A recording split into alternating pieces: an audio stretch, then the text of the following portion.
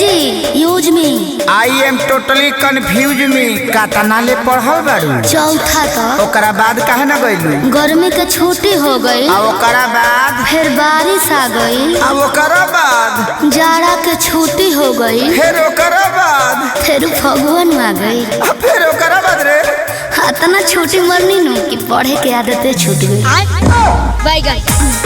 अरे तहरा पढ़ाई के नइखे कोनो जोड़ हो बोलेलू त इंग्लिश के तूर देलू गोड़ हो। मैं तो बताई मैं नहीं हूँ हाई फाई।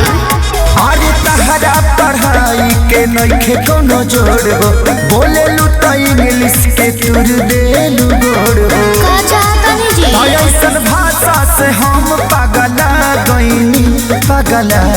गईनी सुनी बेचे कहबे किताब भोजा खा गईनी राजा नहीं हर में राजा नहीं हर में कहूँ चाबा गईनी राजा नहीं हर में कहूँ चाबा गईनी। अच्छा एगो बात बताओ तहरा संडे मंडे याद बा?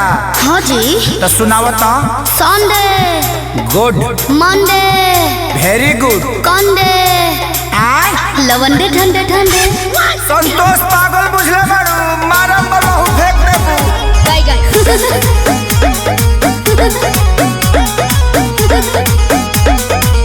बाप रे बाप लागत कि अब हम डिप्रेशन में चल जाए। ठीक बा अकेले जाई हाँ जाते नहीं तो जाके देखी हाँ। अब बढ़िया जगह होई नु तो हम वही हनीमून मनावल जी डिप्रेशन में घूम घाम के आ चले जाए का। अब ते सफा संतोषवा बना देबे का भाई कुछ गलती हो गल का?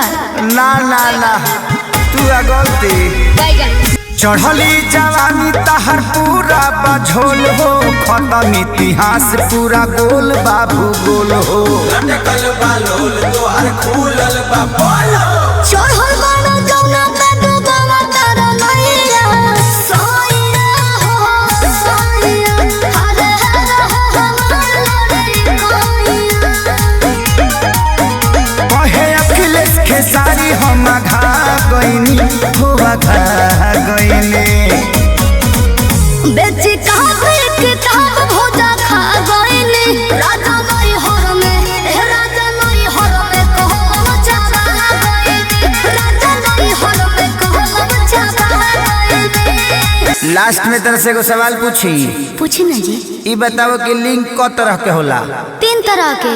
कौन कौन? स्त्रीलिंग यस पुल्लिंग बिल्कुल यस अडरलिंग। हाँ, अब बुझा गल दुर्गेश नाई बना देवे ते हमके। पूछी भोक भोक